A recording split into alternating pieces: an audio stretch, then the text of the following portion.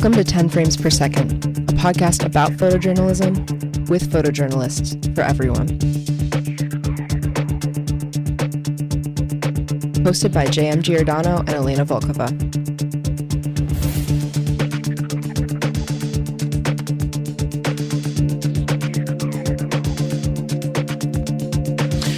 Welcome back to 10 Frames Per Second. Thanks for listening.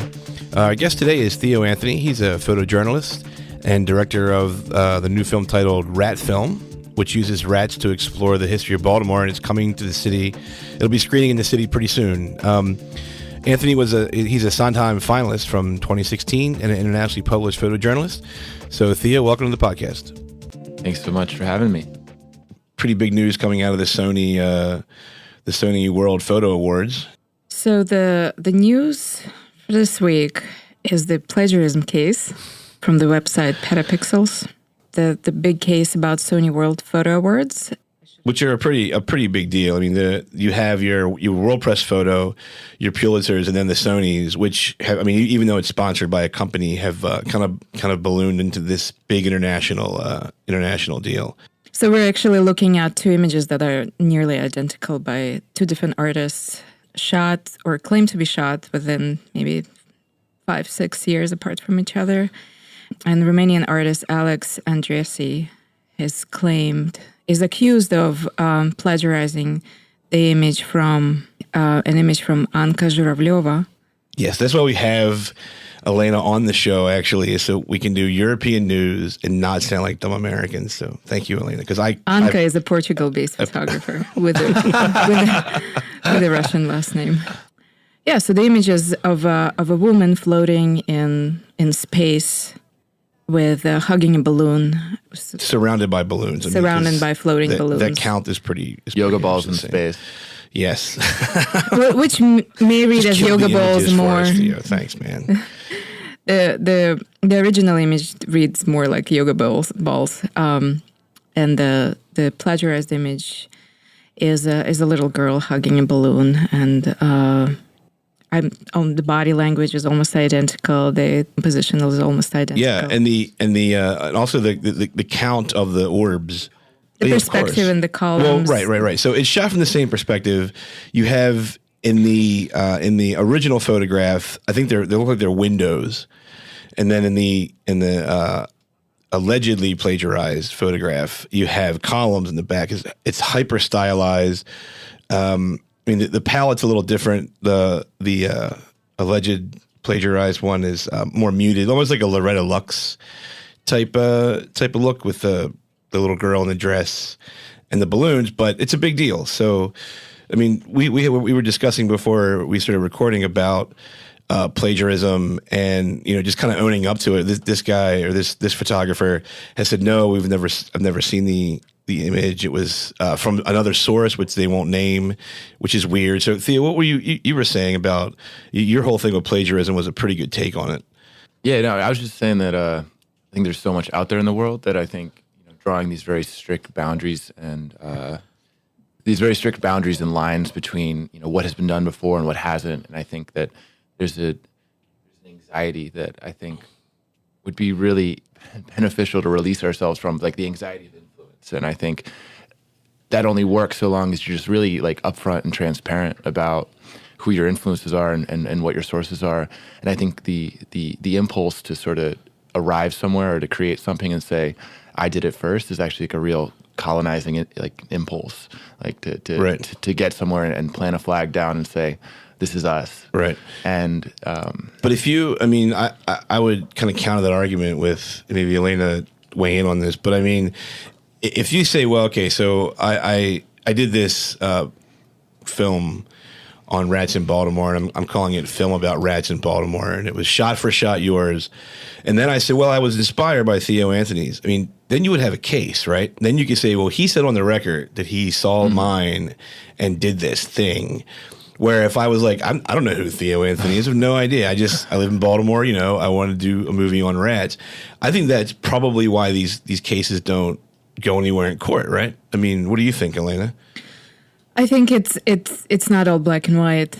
I was in the same similar shoes a couple of years ago when I saw some images that were like these are my photographs. How is it on earth possible that I did this body of work 5 years ago, and then there's this photographer? I'm looking at like my work, and but I have to recognize that there's no way our works could have we would have known each other 5 years ago. And I think you just come to recognizing that there are. I mean, this is verbatim. I would argue that this is, if it's fashion photography and it's more exact, there may be a case for it. But in my case, it was. I just had to come to peace that maybe somebody has the same aesthetic and same Which photos of yours were those? Not these. No. Which ones of your personal work? It was work with the space and light and installation work. I did this body of work of like photographing a space and blowing it up exactly and putting it back into the space, and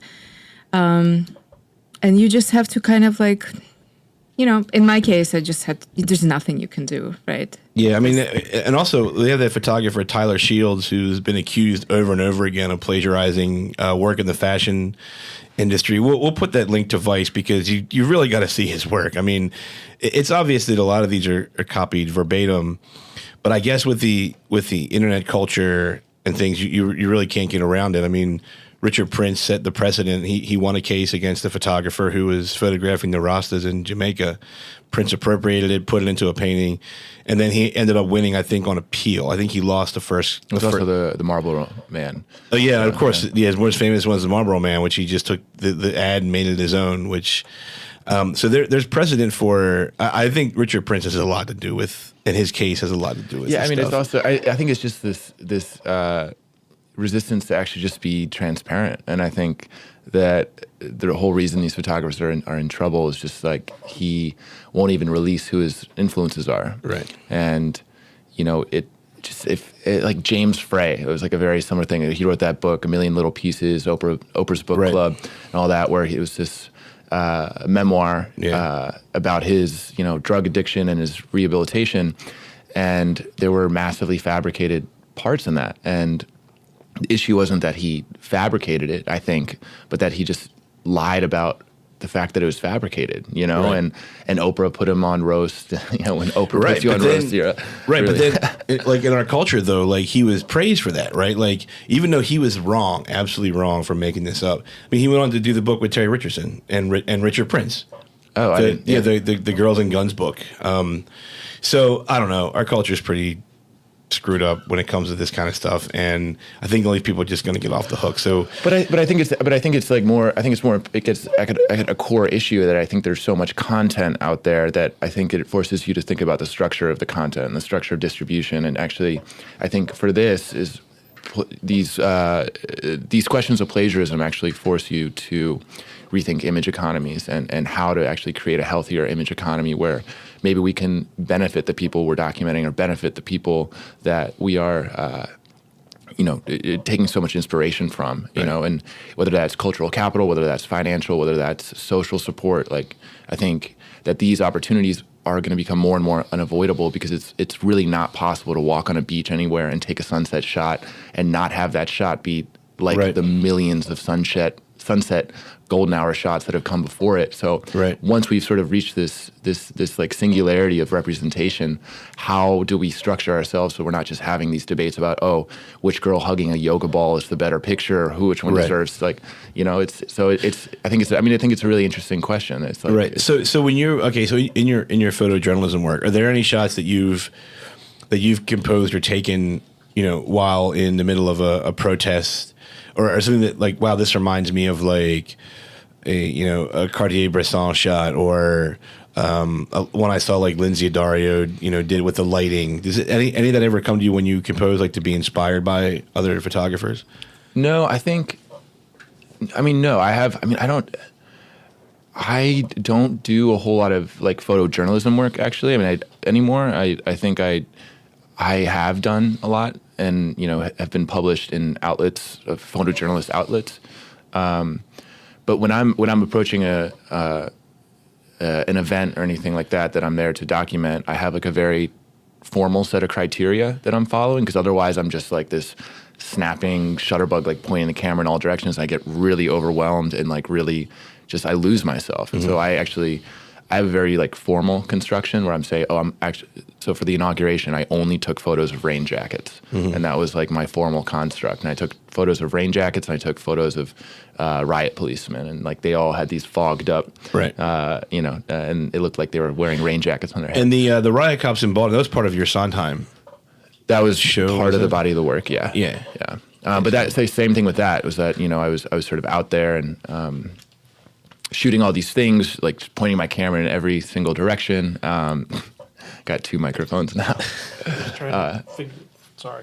I was pointing my camera in all these different directions, and I said, you know what, I'm actually going to take a very formal approach to this, and actually just only began taking portraits of cops. And for me, I mean, I don't say that, how this ties back to your question originally is that I think that those formal constructs are the result of a lot of influences and stuff, but I'm never out in the field and saying, oh, this is a Cartier-Bresson shot, or oh, this is a Terry Richardson shot, or anything like that. Can I add something to this? I think back to our news, and we'll move on right from that. I think overall, these shots, and so are Tyler Shields, I think they're just, I don't see how one shot contributes to our understanding of the world more than the other. You know what I mean? So when I look at Tyler Shields' work, and it's just exactly the same, and it's not about appropriation, it's just about, I think it's about scandal and shock value. Look what I'm going to do, and I'm sure somebody will notice, and I'll be on the news in Shields' case. But so going back to photojournalism and important work, I think for me, it narrows down to, are you contributing something greater to the language or to people's understanding of photography or the world, or are you just copying? Yeah, it should also, I mean, it's a sort of a genre of photography that I have a lot of issues with, which are these heavy Photoshop-based digital art things with these very precious tools intensive things, which are, thank you. We should just say that like these are not very good photographs. That can be up for debate, but to throw this in the same category as important photojournalism work is sort of a misnomer. But yeah, I mean, it's people are fighting over their tools here, and they're fighting over this. It's in the enhanced category of the Sony Press Awards. Right. But but every year there seems to be scandal with these awards, which I guess because of the internet, it's more prevalent than it used to be and available. I think we discussed before the World Press Photo, the manipulation in World Press Photo, which is another topic. We're going to get on to talk to Theo about his work, because we really don't care about floating balls, yoga balls. So in space. yes, we don't care about the yoga balls in space. I think we settled that. I think it's done. I think we can all say we hate these photos. Okay, so I wanted to start off with Theo, talking to you about when you and I were at the inauguration and you were shooting, and you made some. I don't want to use the word remarks, because that always sounds kind of like condescending or snarky, but you made some observations about the particular protests that were going on there, and this kind of trend that you saw. I mean, having been in this world of protest, like shooting in this world for a couple years, why don't you kind of go into that and give us a little backstory on where those opinions came from? Because I thought it was a really fascinating. Just I was engaged by listening to you. People throwing things, and I'm listening to you talk. I'm like, I don't care about that. This dude's really, I don't really want to hear what this guy's got to say. So can you go ahead and go into that for us? Yeah, I mean, you might have to remind me what I was saying, but I mean, just my experience of the inauguration. You said you were like kind of disheartened. You were disappointed, I think, is what and exhausted, I think, were 2 words that stuck in my head. Yeah, I think it was. There's a lot in this world to protest, and there's a lot to be angry about. And, I don't want to be in a position of judging anyone's form of expressing their anger or like the structure of it. The inauguration seemed like this very disorganized outburst of anger. And that's fine. Like I can't place any value judgments on that. What I can place value judgments on was that it seemed to be organized under a principle of spectacle, just where this whole protest seemed to be happening for the sake of photographs that were being taken. And I think that you were there on the streets. I would say that 70 to 80% of the people on the streets had cameras in their hands and were working as some form of photojournalist or documentarian. And the fact that we don't talk about the fact that at these demonstrations and at these protests are mostly people making images, and somewhat, are they participants? Are they not participants? Because in the documentation, they don't show up. All we see are these signs and all we see are these smashed windows. But like, if we treat these journalists like they're inert particles, and that they don't have any effect on events. And I think that's something that I really reject.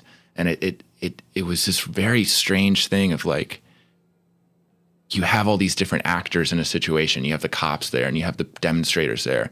Then you also have this really weird presence of the journalists who are like sort of provoking both sides for the sake of spectacle.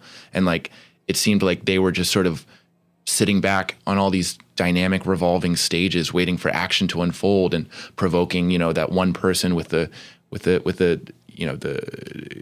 scarf across their face to throw that rock, and would they be throwing that rock if the camera wasn't there? Are they throwing that rock because they're actually angry, or are they throwing that rock because they're being photographed? And I don't know the answer to that, but to not include the fact that there's a majority photographers in that situation, I think is a really dishonest conversation to have. And if we want to have an honest conversation about politics and spectacle and media and representation, we have to talk about the fact of like from how many different angles we're being represented in the force that is exerting on the spectacle unfolding before us. Right. So, but I mean that pretty much goes back to the very first reporter being at the very first protest, right? I mean,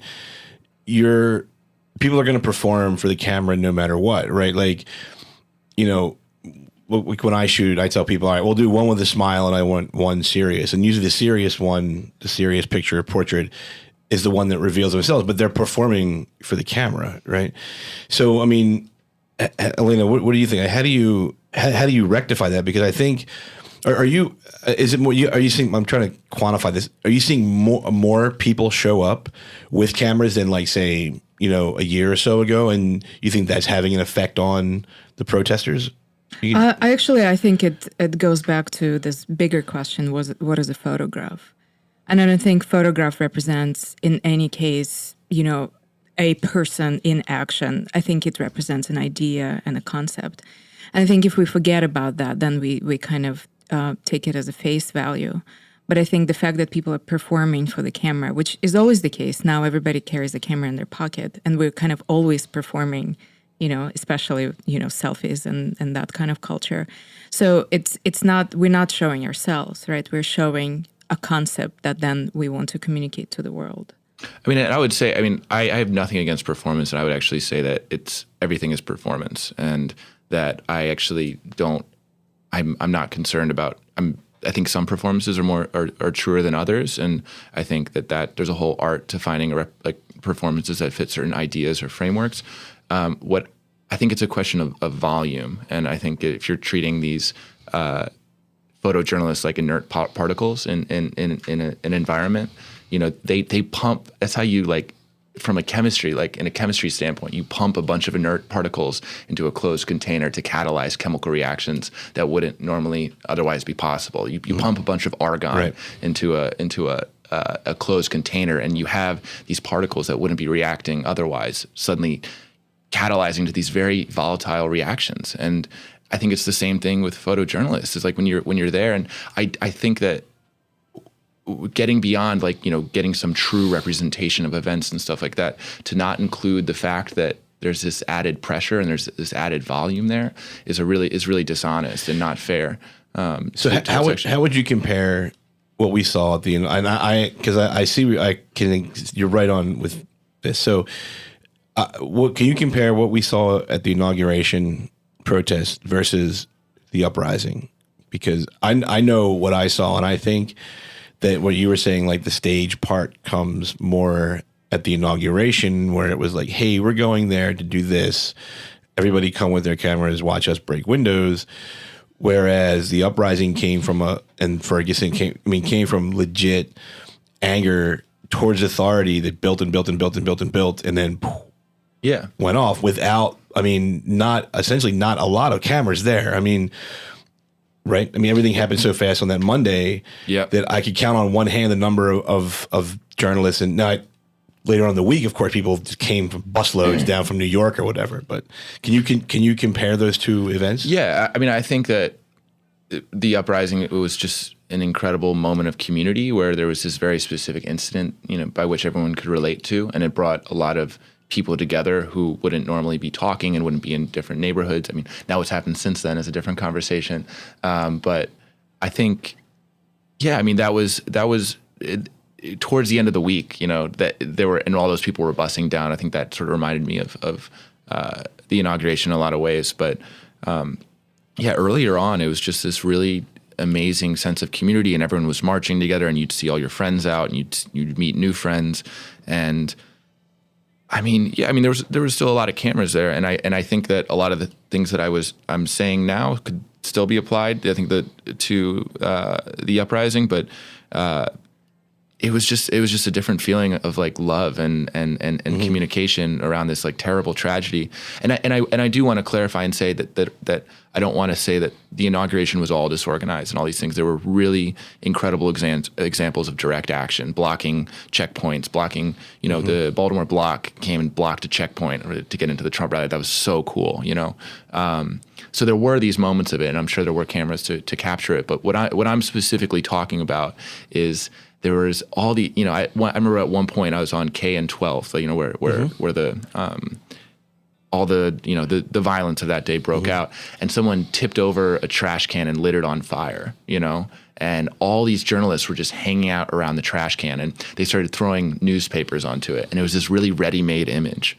and they weren't going around talking to anyone, but people were just hovering around these newspapers on fire, waiting for their actor to come and make that one pose. It's like you come in with this outsider narrative and of what these things are supposed to look like, and you end up defining what they look like. Right. And that's something that I really reject. Yeah, and someone made a photo that went viral, right? Of there like this tiny people. Flame, and someone even put a flower on top. How cute! I know. I'm so glad I walked by that and didn't stop, because I would have been in that photograph. Like I remember when that happened, and I was like, and I kept moving, because if I had stopped to take that photo, I'd have been part of that dumb group of people. It was like set direct. It was like it was a set that was like perfectly art directed, and all we needed was an actor, and someone did come along. Someone came and started a fight. On top of it, it was a Trump supporter came and aggravated. Right, I did get that, because I ran back because they started burning the shirts. Right, so I just got one shot of the shirts. I was like, this looks like a headline that I've seen before, but I'll see tomorrow. Right, and we did, and that was like the photo splash, and that's the cultural memory. So it's like, how do we come in with expectations that only confirm the status quo? What do you, Elena? Do you have any? But is it possible not to have a preconceived idea or a certain agenda as a human being with a camera? I think it's possible not to have an agenda. I think that why I like to set I like to have like very formal constraints going into something that are like the initial conditions for chaos, and that, if I go in and I think like, oh, I'm only going to photograph rain jackets. Like I don't have an agenda for like what rain jackets I'm going to shoot, but like it opens you up to like really unexpected, images. I'm not saying that like that's not an image that's going to be able to like, adequately illustrate a headline, but that's like a different, approach, and there's a lot of value in that. You come into it from a conceptual standpoint, which is not what most photojournalists do. Yeah, I come in with like an abstract idea, and my whole process is connecting it to the concrete and finding concrete manifestations of abstract thought. And I try to make that very transparent in my work, that process. And my hope is that these concrete manifestations can be access points for larger structural ways of thinking about images and politics and society. So this is really not like a... I feel like it's more a fine art approach. Yeah, I wish these boundaries didn't exist. I wish photojournalism could. I think there are instances of photojournalism as fine art, but those are very politicized boundaries. And I think the work that I'm most interested in is work that explores boundaries. It's not work that denies that boundaries exist, because I think boundaries exist between fine art and photojournalism, between photojournalism and floating yoga balls in space. Like, these boundaries exist, but I think work that navigates them and questions our assumptions about these boundaries is the work that is most interesting to me. Yeah, well, sorry, go ahead. So what you just told us means that your work does not necessarily, that your work is not necessarily going to find life in newspapers and maybe magazines, right? But it's not like news related. I wish it did. I mean, explores the news, but it's not. Yeah, I see exactly what you're saying. It's I wish what we saw on the covers of didn't already tell us what to think. Exactly. Yeah. It didn't just merely illustrate it. It took us beyond. So where does your photo work exist? Anywhere else? It's just online right now. I had a show at the BMA last summer. For the Sondheim show, it was the first time I've ever had a show, and printed out my photos, which was cool. I loved that. And yeah, I don't know. I mean, I'm putting together a publication of my inauguration photos right now. We're actually printing it out on a newspaper. So it's like, I'll get to see my photos in a newspaper one way or another. But yeah. What do you think of that? Like, do you see a future in more of a gallery space, or the future of your work? Yeah, I don't know. I'm really fascinated by gallery space. I'm so like new to it, and I'm just really figuring out what I can do. And most of the vast majority of my work is in documentary film, and those have a very limited screening context in terms of film festivals, and then they go online, and then they get on Vimeo, and then they get shared in across that. But the idea of having installing your work in a gallery, it makes you think about the experience of time in a whole new way. It was a really fascinating challenge to deconstruct your work and make it available for a gallery space. Theo, why don't you tell us a little bit about your work in Uganda and Ethiopia, which we were pretty fascinated with when we were going through your body of work. What was your goal as a photographer, and kind of what choices did you make to achieve it? And I mean, how was the environment shooting down there in that environment? That was commissioned work. I was hired. I was doing a project with a design consultancy who takes design practices into like the humanitarian sphere and sort of works with local actors and communities and organizations to better design local organizations. So what that meant for that was I was working on a project that re-examined refugee education in settlements, and was like trying to find ways of instilling education as a valuable as a resource as food and water and shelter, and was sort of tackling the myth of settlements being temporary situations. And when you're at a refugee settlement, you're normally there for 5 or 10 or 15 years. And when you're going in as a kid at age 5 or 6, and you're leaving at 21 and there's no primary education or secondary education structure, you're actually missing out on a whole lifetime of education. So those projects were, I was in Uganda and Ethiopia, mostly refugees of the South Sudanese civil war happening right now. And I don't know, I mean, that I can't really call that like photojournalism, because I was hired to do that for like a private company. And like, I think, I would say it's within the genre. I mean, most photojournalists like to be paid. Yeah. Yeah. And I mean, just because it's like, I mean, if you talk to someone like Salgado, I mean, dude goes all over the world being commissioned all the time, but he still calls himself a photojournalist. I don't think there's a stigma in that. I mean, besides the portraits, which are staged because they're portraits, a lot of the other spontaneous shots in this Uganda project seem to be pretty spontaneous. Like, you didn't go, okay, wait, with the bicycle, all right, go ahead. I mean, that's when you cross over, I think, to real commercial, like advertising, is when you start controlling the environment. This environment here doesn't seem very controlled. Is that right? Yeah, I mean, but it's again, there's like a fundamental, when you're working for someone else, there's a fundamental limitation on the work, I think, and that, I can make pretty pictures and I can take all these photos, but structurally you're really limited, in that it has to fit within the agenda of whoever's hiring you. And I think, in my case, they were really great to work with and like a really great organization. But that trip in particular, I think, was really, it was really challenging for me as an artist, like wanting to go out and wanting to do all these things and realizing that I was ethically, there's a lot of problems there, where you're on someone else's dollar and you can't go out and make the things that you want and call yourself a journalist, or that you're just there. You're there for a very specific reason, especially working in refugee settlements where you're working with some of the most vulnerable people on earth. To go in as this inert particle, like you're not, you have a very attached history to who you are and what you're doing there. So, I mean, those photos are on my site, I think, as a very like transparent tracing of my path as an artist. But I think that was really when I started making rat film, and when my work, I started thinking about much more structurally and beyond just getting like the decisive moment, I'm like looking at the decisive moment in a history of time, like in a much larger structure. So yeah, I mean, they were taken from like a sort of from a photojournalist's eye, but I don't think they were.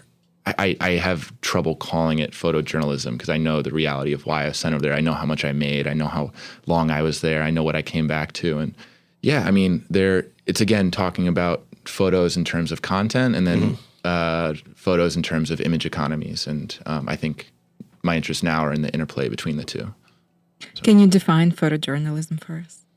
Oh God, no. Spot. No, I think I can't. I think it's like it's something that's defined in relation to other things, and I think that may sound like a cop out, but like I think it's something where you have a photo of a Sudanese refugee on a hill, and you say, is that photojournalism? You can't answer. I think you have to place it in context. We're going to use the yoga ball example again. You have to place it in context with other photos and images. Like, is that girl hugging a photo ball photojournalism? Like no.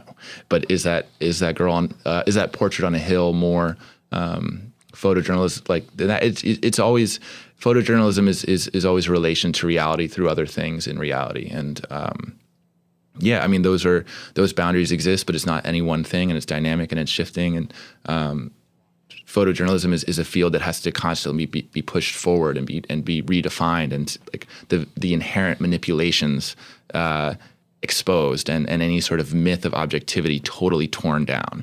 And I think that's like what I'm really interested in. So I think what photojournalism 50 years ago, and maybe certain attachments to it, like I think it's the same but different. I think we're looking at different economies. We're looking at different natures of like the image, and yeah, it's a field that has to be constantly redefined. So I feel uncomfortable saying this is what it is right now. So with your film, with Rat Film, is that a documentary film? How do you classify that? Ish, yeah. Yeah, I mean, rat film's like an essay film that uses the rat as like really a jumping off point into the history of Baltimore. So looking at the history of pest control, which was rat poison was invented in Baltimore, and its intersections with racist housing policy in Baltimore, and which was also invented in Baltimore. And using these different really strange connections between people and places and histories to sort of give life to a map of Baltimore. So how is that not a documentary? I mean, how do you categorize it? Well, I mean, because there's things that I staged, and I'll be really upfront about what I staged. But like, it's where I think that would, if it was in an Oscar qualifying category, like, we'd be disqualified from the beginning, and that's great, and I love that. I'm not really, I don't have like any romanticism towards like these old barriers of, is this narrative, is this fiction? I think like, again, these are like shifting fields, or is this narrative or is this documentary? These are shifting fields. So when I say it, parts of it are a video game, parts of it are Google Maps screenshots, parts of it are, on the ground Vice style documentaries, parts of it are Ken Burns films. And so the film is really but there's nothing fictional in it, right? I mean, you can like, even with like Ken Burns, right? You can restage a battle at Gettysburg, and obviously we've restaged that, right? But it's not it's not fiction because that's what actually happened. You know what I mean? Like a reenactment. You know? But that's something that I would argue that I think as soon as you bring a camera into a situation, there's always a fictional element to it, and that you have a very artificial construct through which you're channeling reality or whatever's out there, and it's always through a process of artifice and manipulation. And I think being transparent and honest about the process of that artifice and manipulation is like the most honest you can be. I think there is a line that kind of we can draw between photojournalism and other mediums. I struggle with to define that for myself, and I think in the end, if it's meant to create change, then you can claim it as such. And I'm looking at the image, even though Joe keeps going back to the script. I'm looking at this image of that really struck me as you want to tell us particularly narrative. It's a woman who in Ethiopia, from your Uganda, Ethiopia series. Where was this taken? That was in Gambela in northern Ethiopia. So it's an Ethiopian woman. She's South Sudanese. She's a South Sudanese refugee. Okay, so she's a refugee. Living in an Ethiopian refugee settlement. She appears to be wearing a school uniform and shot very in a symmetrical composition, sitting on the chair in this sort of semi-formal kind of daguerreotypian posture. And on the back, I read it as maybe a school because of what she's wearing. I may be wrong. And she's holding. What is she holding in her hand? Is it like a? I lost her. Sorry. Do you remember this? A pencil or something? She or? looks like she's holding. What is she holding? Like a blue. It looks like something personal, like a personal artifact here.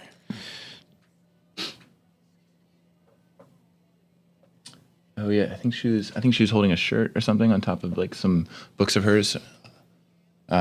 Yeah, she was. I'm blanking on her name right now. She's holding like, I think, for the sake of describing it, what appears to be a personal object, and she's looking directly at the camera. And this image is different from any other images in this series. That's why I thought it would be interesting to talk about it. She's wearing white knee highs and appears to be very formal, but like really awkward and uncomfortable. And the whole, the photograph it appears to be so Western and kind of like an icon of 19th century photography.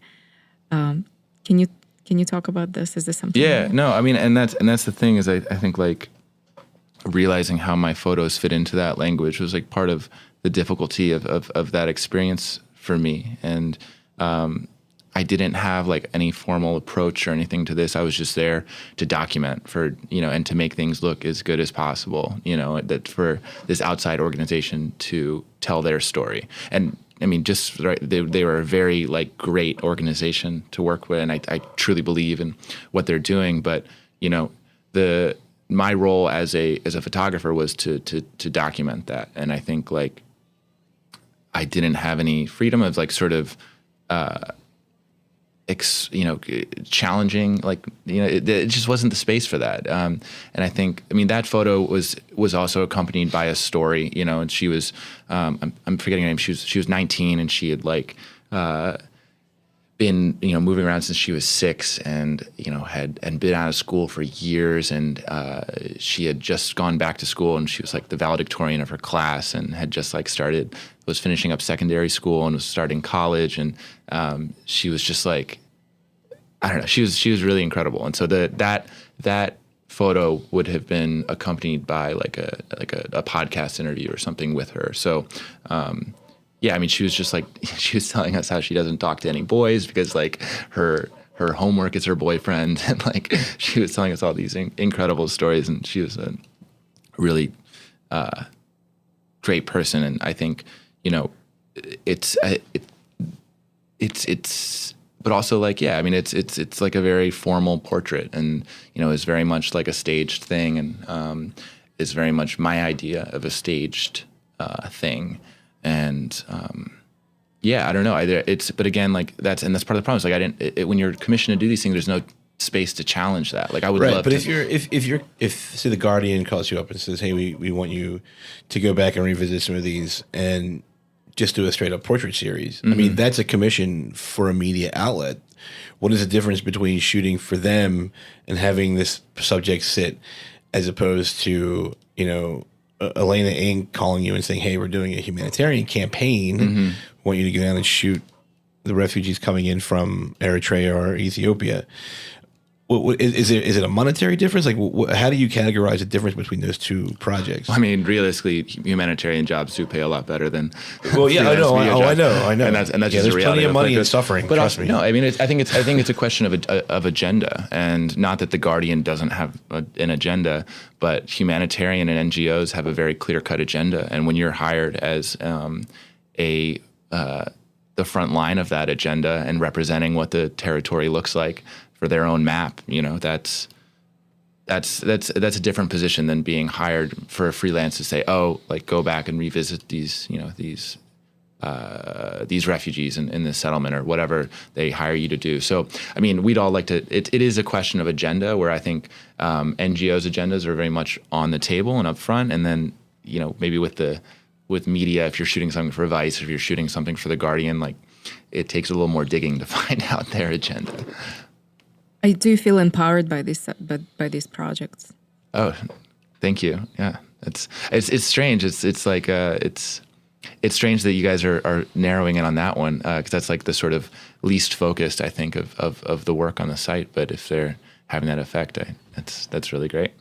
Well, I mean, personally, I kind of honed into that one because the Baltimore work that I've seen, being immersed in the entire situation and seeing thousands of images everywhere from Time Magazine to ABC to, I personally became immune to the nuances of your work in that, where it was just like, oh, here we go, okay, the uprising. But then when I looked at the Uganda stuff, it was like coming out of this pool and like seeing this air, and it was like, wow, these are so much different than the work that you did in Baltimore. I mean, you had some questions about other projects that Theo worked on. Elena, I think you were talking about the Repo Man. Yeah, is that okay if we talk about Baltimore? The Baltimore. Yeah, sure. Yeah, since we're on this topic, I'm curious about what makes you immune. What makes you immune, Joe? Me? Oh no, it's not immune. It's just that I was so saturated with images from the uprising that I stopped processing them. Because I was a participant. Yeah. As a active photographer, it wasn't your work was lacking anything. It was just that I became desensitized right after. So looking at having Elena look at it, who really was literally observer. So she had the better questions about it, which I thought were the Repo Man question was great. If you want to just go on into that and talk about his Baltimore I'll just maybe a couple of minutes on the Baltimore series. You're doing okay. A couple of questions in the Baltimore series. So this is my first time looking at your work right on your website, and oversaturation, how Baltimore was presented to the rest of the country through the images of photographers who kind of flew in and flew out, and weren't really telling the story on this like very much surface level. And then I looked at these photos, which are there are very few on your website, and the first thing that struck me is what seems to be a juxtaposition of white police officers with black residents of Sandtown neighborhood. And then I started looking deeper, and I thought, well, there's really something much more to that. And I was confused because there were very few of them, and no captions. But the one that really spoke to me is this diptych of this really beautiful chiaroscuro lighting, and both the officer and the person who maybe a resident of Sandtown kind of appearing from the darkness in this like really kind of self-contemplative, almost absorbed ways. And I was curious to see if you're aware of multiple ways of reading these images, and if you want to put your claim on how these images should be read. Yeah, I mean, I think the multiplicity of interpretation is like exactly the point of it, and that I don't actually even have like one way that I interpret it. I think that the purpose wasn't to be like, oh, here's white cops and black, demonstrators. It's just like a really simplistic, I think, like breakdown that I think is all too often sort of like propagated. I think like the series was really inspired by just this real eerie calm in these moments of intense violence where, the demonstrators are staring out at these police officers who just like stare back, and just all these people just like staring and gazing at each other from different sides, and with such loaded symbolism of what they're wearing and who they are. And what I think the photos are doing is it's a real like zoomed in telephoto look at these suspended faces in space. And it's easy to, you obviously recognize that they're cops, but you can also really see that they're humans. And how I think that the series works is that you actually bring your own context to these images. They're very intentionally decontextualized with certain things to go off of. But you as a viewer, there's space between you and the object that you're looking to bring your own assumptions. And what was so interesting about this actually is that with the cop series in particular, when I posted those, we had both people from who were in favor of the uprising, like the anti-police brutality, which is so crazy. You have to say that you're anti-brutality. But saying, look at those pigs, but also like it was cool because on the other side, you had people saying, look at our Baltimore's finest. And you had these two people both interpreting the work for their own ends. And, you can say, oh, one is right or one is the other, or you could say, oh, wow, this is a connecting point. And when you start to see people as human, that's when I think that the conversation becomes a lot more valuable rather than just these loaded icons of power and that are just based on narratives that don't really question the way we think. It's when you're really face to face with these portraits and there's just gives you space to interpret. Great, that was great. What were you talking about, Joe? Oh, the music. Yeah. I was really intrigued by the Repo Man. Repo Man. Repo, sorry. I'm going to start over. Yeah. I was quite intrigued by the Repo Man music video. I don't know if the character in the video was the Repo Man or was it an actor. I was kind of really intimidated by the character and but at the same time couldn't take my eyes. I couldn't stop watching it. Mm-hmm. How did you come to the story? What's the footage that you used, and who's the Repo Man, and who is the person in the video? You don't have to name names. I don't think he wants to add it. No, not the names, but like it just is for the sake of storytelling. Yeah, no, I made that video for Dope Body, which is was a Baltimore area band, RIP, with like a really great friend of mine, Andrew Lauman, and that's all his hometown friends from Essex, Maryland.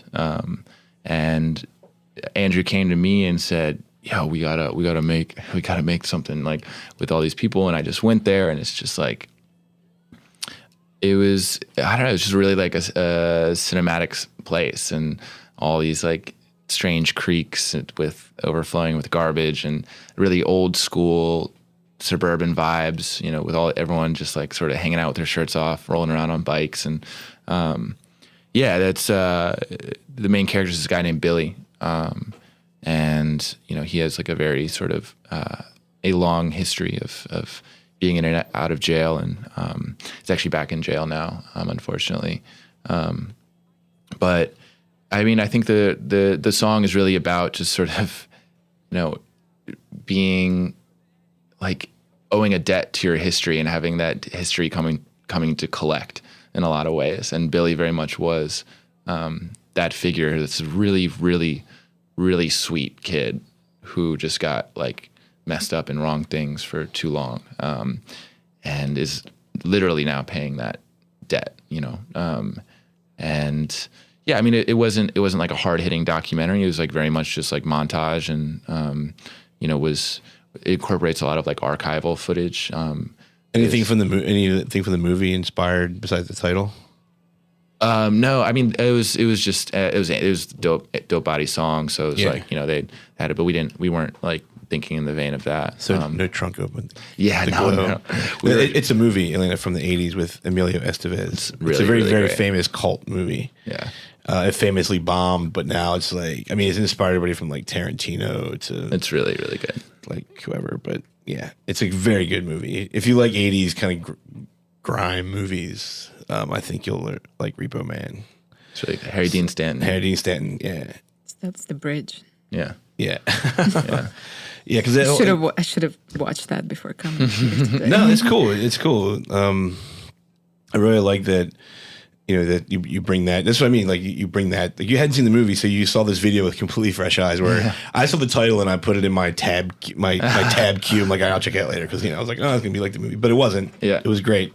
But because you just dove right in, which I think was which is great. I think we should probably be wrapping up this our Yab session with Theo. So Theo, we usually end on because we don't do endorsements on the show. Oh, and do you want to talk just a quick second about your gear, what you shoot with? We tried to be a real gear heavy. No, I mean, just throw out there what they use. We don't have to get into Joe really wants to know.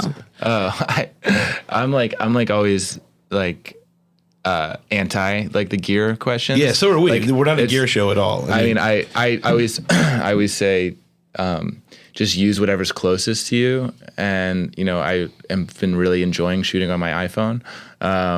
And you know, I shot a whole feature on a DSLR, and you know, I don't know. I think that the gear question is like so often just like a list of inaccessible items that people sort of creates this like illusion or this aura around the work that I actually just like prevents a lot of people from getting involved. And so I mean, I would say like I shoot with like Canon 5Ds and like Sony mirrorless. I shoot on film. I shoot on my iPhone. I have like a little Ryko GR digital thing that I have just for snapping. But it's really like, you know, use whatever is going to be easiest and looks all right, and it's going to require the least amount of time to set up. And you know, cool. You just like you don't want to be in the middle of something like fumbling with, you know, your like lens cap on a lens that, you know, you read on the B&H forums was like really great for like, you know, it's just cool. use what works for you. So we have some rapid fire questions. We are the 3 questions that expect maybe 1 or 2 words. Okay. Yeah, pretty quick. Okay. Photography is primarily a tool for. Oh my God, this people to see. Okay. When I look at an image, I look for awareness. A photographer is responsible for the person he's documenting. All right. Great. That's cool. Yeah. Okay, we're gonna do a whole catalog of these. These are really interesting. So we usually wrap it up with like kind of like I was saying before, we don't really do endorsements, but what we're reading or what we're interested in. Like, Elena, what do you got on the bedside or in the car? What are you peeping at? Well, I just finished Sally Mann's memoir. It's titled "Hold Still: A Memoir with Photographs." Actually, I read it twice. It was so good, and it's a testimony of a photographer. She talks about photography in very personal terms, and it made me understand her work better and understand myself as a photographer, as a parent, as a woman, on so many different levels. And there are interviews. She talks about her children and bodies of work. And the most interesting thing that I took to heart was her advice to all the photographers is that don't wait for your next project. By the time you finished with a project, you should have the next project about half finished. That's good advice. Yeah.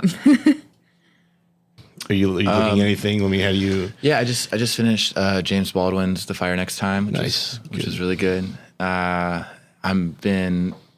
like in a really heavy research stage. I'm like in the process of shooting 2 new features, and so I'm like, and my process is very much like really heavy research and just internet wormhole. So I'm in the wormhole stage of my process right now. Reading a lot about ancient like theories of vision. So I'm reading like a bunch of Greek writings on what they thought light was, and light is this like emanating force that came out of your eyeballs, and which is totally wrong, but such an incredible idea. You think? Wait, Yeah. what? Well, it's like they thought, all these light rays were like coming out of your eyes, and they literally tied you to what you were seeing, and that light was this binding force of the world. And it's an idea that is just very much like the key inspiration for this new project that I'm doing. And then I'm also reading a lot about different histories of iconoclasm right now. So I'm really deep in like a lot of Byzantine writings and stuff. So nice. Yeah.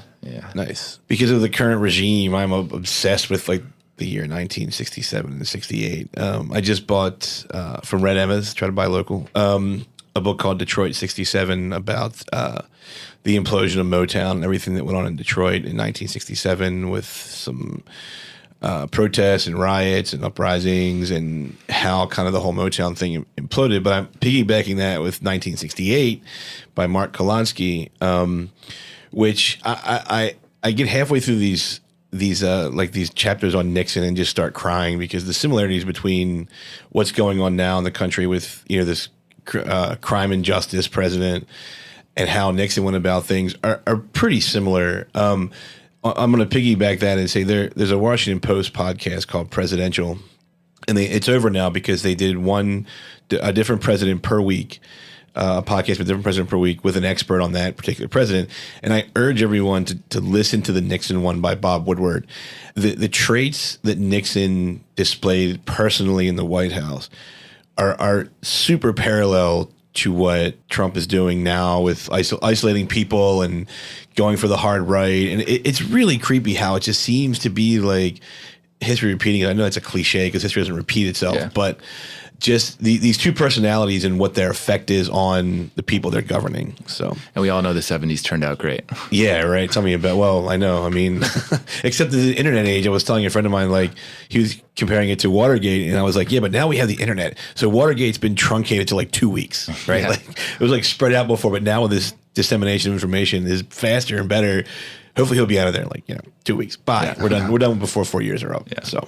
Anyway, thanks, Theo. Thanks for coming on to Thank you. 10 Frames. And it was a really great conversation, man. It was really interesting, and I want you to write my Sondheim proposal, because I cannot talk as good as you can.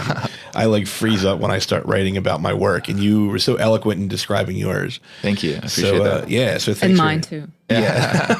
Hey, look, you're the professor here. You have no excuse. Oh, I don't brag. You're a real professor at a real university, so you've got no excuse. So anyone interested in checking out Theo's work, it'll be a link on our webpage to theoanthony.net, and all the projects that we talked about today will be on there for you to check out. Thanks a lot for coming in, man. Yeah, thanks so much. Thank you.